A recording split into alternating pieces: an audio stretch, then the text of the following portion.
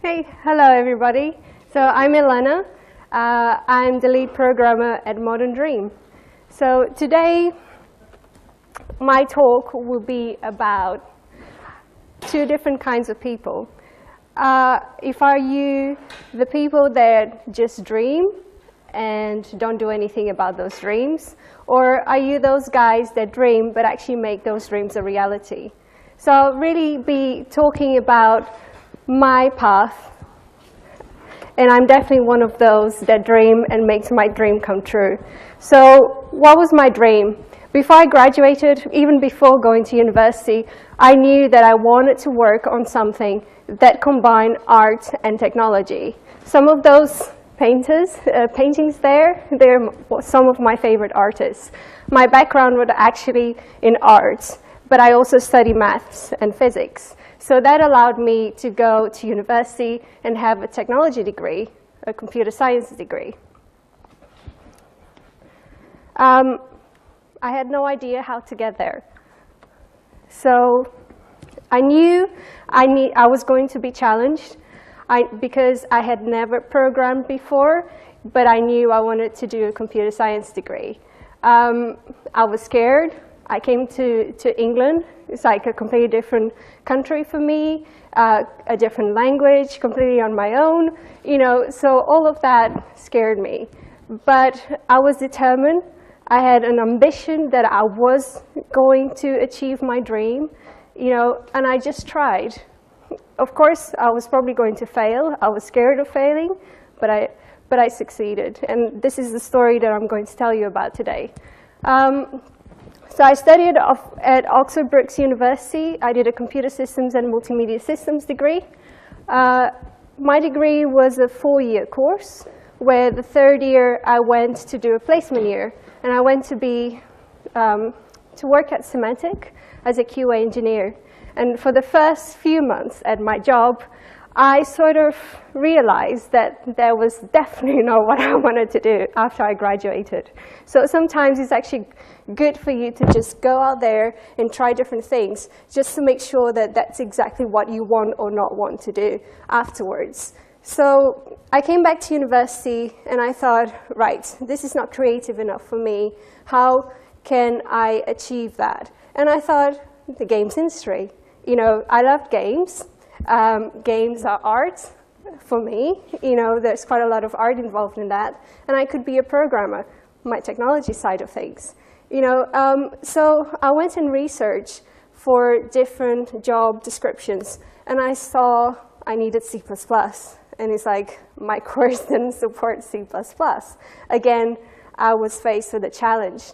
So I decided for my final year, my dissertation, to do little game. It's like a tool to teach kids how to program, and I did quite well at that, actually, because I managed to get a first in the end, and that was what allowed me afterwards to get a job in the industry. So my first job was as a programmer at Pivotal Games, and those guys just happened to be the first that I sent my CV to, the first that offered me an interview, and the first to offer me a job. To be honest, that is an exception to the rule, I think. That doesn't often happen. Normally, you have to send a lot of CVs, and I did send to many companies, and I didn't hear anything from a lot of them. So just keep trying. That will be my message today. Unfortunately, 10 months later of me starting at Pivotal Games, the company closed down. Sadly, that happens quite often. So I had to decide, right, what am I going to do? So I started looking for other jobs, and I applied for Blitz Game Studios. I started as a tools programmer. So I always really love to do interfaces for games, to really be involved with the users. And because I had done C# at Pivotal, that sort of gave me that door, the entrance to that position at Blitz. And for me, I loved that job. It was 2.5 years that I stayed in there in a Blitz Tech, working in Blitz Tech. That was their engine at Blitz. And I was working very closely with games teams.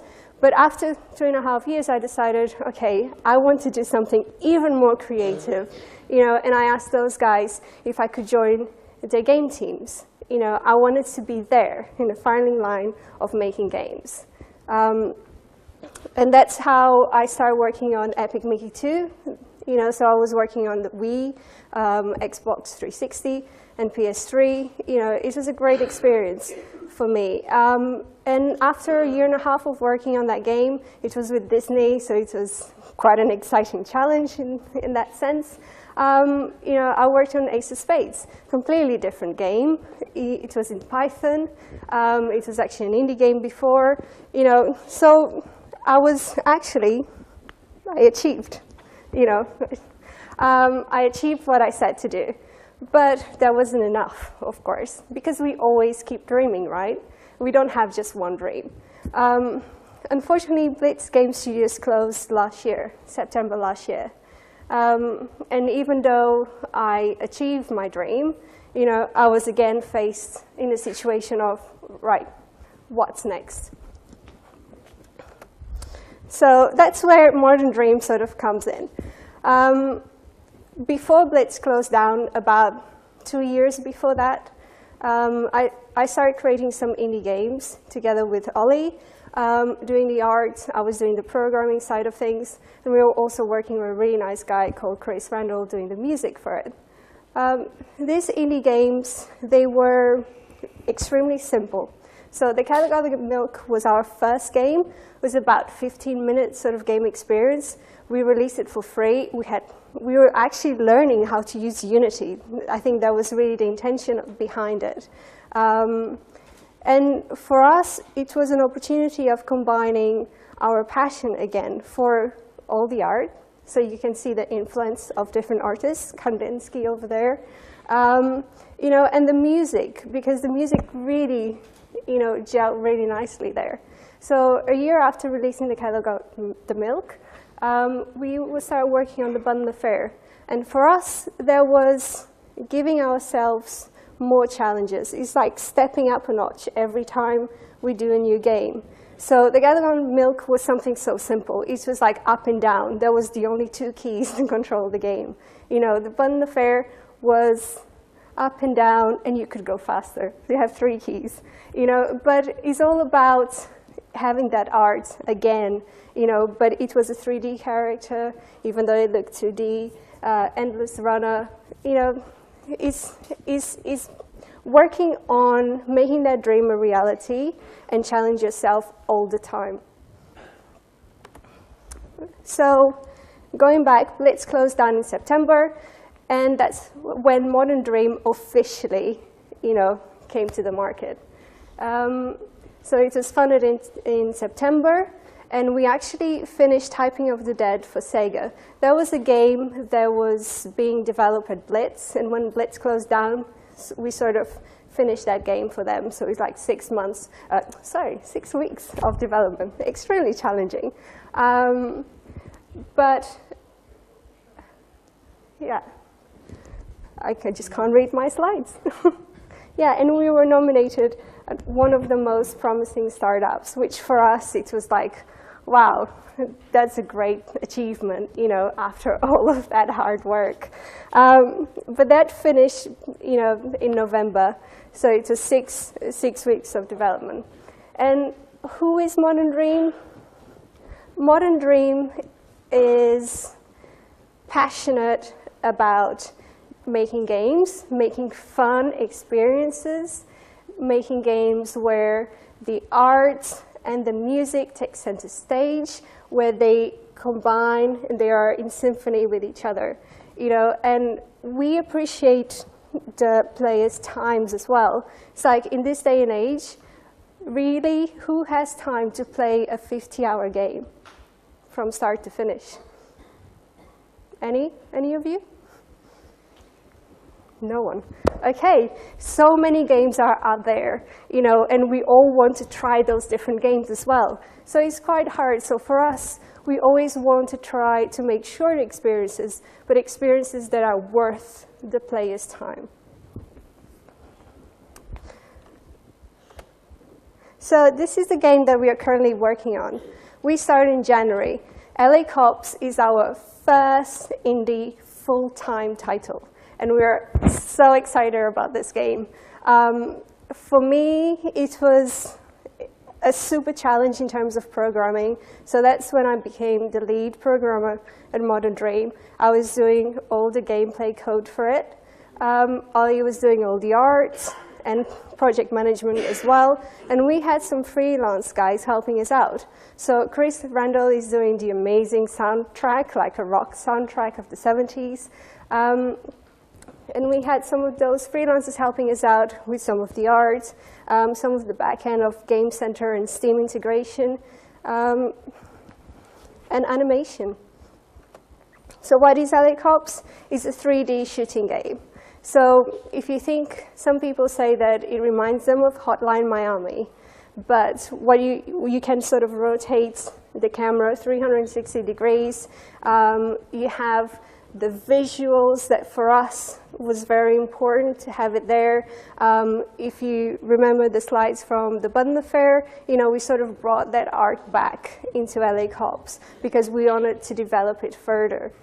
So you control 2 characters. You can choose out of 6 cops. And it's a 70s cop story, so you have a lot of mustaches, a lot of aviator glasses, and you control one character, and the other one is an AI character that you can sort of direct it to different places. And the aim is you have each level, and you have to take all the enemies down, or you can arrest them and be a good cop instead of killing the enemies and have a better score. So this is some of the visuals.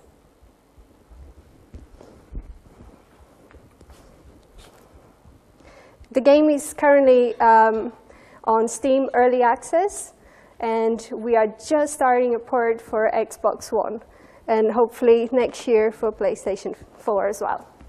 So we achieved our goal. We are actually living our dream right now. But when we first started, we were working from our home. And I don't know if you have that experience or not, but it can be quite a lonely experience sometimes. So our new dream was to be able to work from a space that we could share with other people that were in a similar situation to us, creative people, and share those experiences. So when you're working in a big studio, you have sort of different hierarchies in terms of, you have junior programmers, you have, artists, you have regular ones, you have senior ones, you have managers, you have the company directors. And for us, as a small company, that didn't really make sense. We didn't want this. The boss of the boss of the boss of the boss, because actually you end up being everyone at the same time sometimes. I do a lot more than what it says on the tin. I'm not just that lead programmer. I don't just do programming. I do a bit of the design. I'm there on Twitter helping those guys, talking about the game. I'm looking at the forums, listening to what our players are saying. You end up being a lot in one. So that was our dream. How could we make that a reality? And we actually did. This is Arch Creatives. Even before Blitz closed down, we had this idea that we wanted to just get the community. This is in Leamington Spa, by the way. There are a lot of developers in that area, and we wanted to get those developers together. And every time we met on social gatherings, we were thinking, it would be nice to have this space where we all could use and work together. So on May this year, we managed to actually open this space.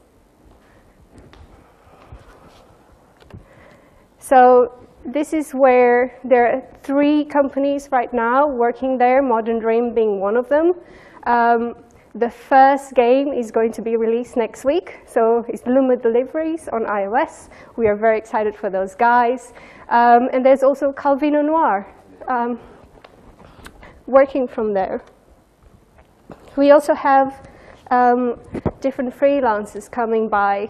So you have full-time people, And we have just people that come in and, just for hot desking. So you come in, you pay £10 a day, or you pay £120 for full access for the whole month, or we give a 20% discount for people that come in and pay in advance. So even if you want to work just once a week there, you get the 20% discount. So Arch Creatives is, as I mentioned, a co-working space in Leamington Spa. And it's a space where the small studios or whoever uses the space doesn't have to worry about all the costs, of hiring a big studio, a big space. We worry about those ones because myself, I'm one of the 5 directors of the space, and we have to manage all that stuff. But it's still quite a small scale in comparison to a huge building for 200 people, So companies just need to come in, and that's it. They have the desk space there. So it's a space that we share ideas, we share experiences, we share contacts. The 3 companies that were there, they actually, managed to get some funding to go to Gamescom in Germany this year. And then we came back and we talked about, who we met and how we could help each other. We do try to do weekly reviews, even though sometimes we're too busy, and those are at least once a month. We review each other's games. And if you think about it, we are 3 different companies. In theory, we are all competing with each other. But we don't even use the word competition. It's a healthy competition if you really want to use that word. We look at each other's games and we sort of say, oh, have you thought about this? Or, what do you think about changing this little bit? Oh, I don't understand that bit. And what that does is, by being critical about those experiences, we are actually getting better as individuals, as game makers, and the games become better. So I think that's how we think. That's why we love to work from the space. And it's, of course, a space where we make amazing games. You will see that, especially in terms of art, they're so different, but they're so strong art-wise. And it's a space that adapts to the constant changes of the industry. We not only have the co-working space set up like that, but sometimes we put all the tables to the side, and we have events. We hosted a Sony open day over there, for all the locals or other people to come and enjoy that day, listen to Sony, don't have to go to London to hear, those things. We had Ukie coming by with, the government people to talk about the tax breaks. We are there to support the developers. We are there to grow as a community, to all benefit from that, and to all be strong. I truly believe that if we work together, we can be stronger. So, if your challenge, if your dream is to have your own company, based on my experience, these are some of the things that you should think about. Set an identity for your company. What do you want people to see or talk about when they read about your company? What are you trying to do? Is it making games? Which type of games? Is it selling products? Is it providing services? Are you a freelancer and you're setting up your own company as a freelancer? What is it? Find that core for your company.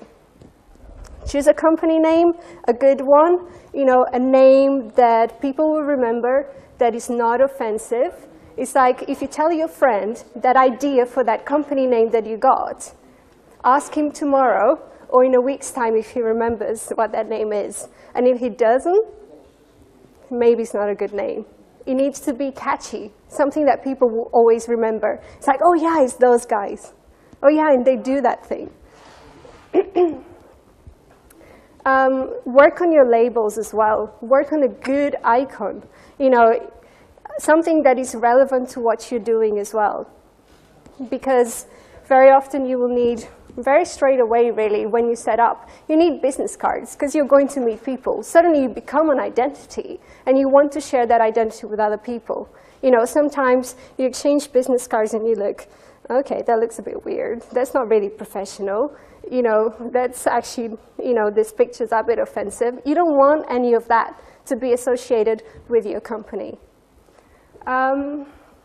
Register your company, okay, is important for that. But also, before you work on that company name, have a look to see if any of your ideas are already registered. Because it's awful to like, oh yeah, I have this great idea, and you go there, it's like, oh no, all of these websites are already taken, and you have to put dashes and dots and whatever to your company name, and you don't want that. You know, you want a simple link that people can click and go, you know, and check your website. Website is another thing that you really should have. You know, it's the first point online that people see who your company is, what you are all about. And that's why graphical, you know, like in terms of icons, it's so important to have everything tied in, everything consistent. So going back to registering your company, find a good accountant. You know, because good accountants can actually save you quite a lot of money. You know, for us, you can actually go and register your company yourself, and it's actually cheaper than asking your accountant to do that. But we chose to go with our accountant because we didn't want to read loads of things and fill in so many paperwork, and maybe we fill in something that is not quite right, and we're actually busy making games, and we don't want to have that worry. So that was it. And you also need a registered address and a postal address, and you can actually ask your accountant to use their address as the registered address for the company. Set up a bank account. Be aware that at least in our case, we had to wait at least 2 weeks for an appointment to get a bank account. And make sure you register your company before you go and get your bank account as well, because they will need the certificate and the company registration number for that. Just things to consider that we normally forget about these things. And I already mentioned about creating a website. You know, if you're going on Twitter, on Facebook, have an online presence. In this day and age, you know, being there in the social media is so, so important. So really my summary and more of an advice for you guys based on all of this year's experience is if you're going to set up your company, find good people to work with. Okay, that is so important. If you're going to contract freelancers, make sure they are good people, make sure they have good attitude, because you can spend more time managing those guys than actually doing any work. So you contract them to help you because you don't have time to do certain things, and you ended up managing them, so you ended up not doing your work. So it's really important. Be flexible. Be what we call a T-shaped guy. You know, do a lot more than what that label says. You're not just a programmer, you're not just a project director, you're not just a designer, an artist. You are a lot of people at once. Be prepared to work. It's hard, but you're building your dream. Remember that. Follow your passion. When we work on something that we are absolutely passionate about, it's like it makes life easier, you know, because you're doing because you love it. You know, you're not just like, it's not a 9-to-5 job. No. If you're setting up your company, be prepared to work more than 9 to 5, you know. Set goals for yourself, you know, because it's easier to manage things. And if those goals, put them into tasks. And if those tasks are too big, break those tasks even further, you know, just to be more manageable. Sometimes you think of this big idea and it's quite scary and you don't quite know how to get there, you know.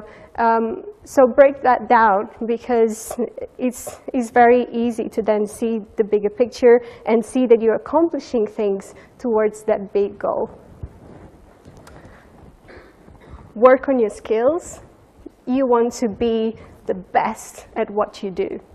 So again, be prepared to work hard. You know, when people say to you, oh, I don't have time. as a student, I often hear students telling me, I don't have time, I don't have time. You do have time. You know, I know if I could go back and tell that to my student self, I would definitely do it. You know, because when you start your own business, that's when you don't have time. Don't be afraid of failing. I think out of all of those, I think that's a very, very good point. You know, often we don't even try because we are scared of failing. But actually it's failing that we learn so much more of what not to do next, you know, and try to learn from those mistakes. You know, allow yourself to fail, allow the people around you to fail, you know, but then question them afterwards if they fail again on the same point. You know, make sure you're learning with those. Be brave to take the steps that needs to take to make your dream a reality. You know, don't be afraid, just go for it. Don't give up. There are times that you think, crikey, that's so hard. It's like, oh, I don't think I'm going to be able to do it. Don't give up. Just keep going for it. You know, you can do it. Believe in yourself. And most important of all, have fun. You know, it's like you, at the end of the day, for example, myself, I'm making games. Games are there for people to have fun. So you should have fun in the process. Dream big, okay? Ideas, dreams, they're all free, you know? So just go for it. And really question yourself. Do you want to be that person that just has dreams, but is so scared of trying that those dreams never become a reality? Or do you want to be that person that works hard to make your passion, to make your dreams become that reality and live that dream? Thank you for listening. If you have any questions.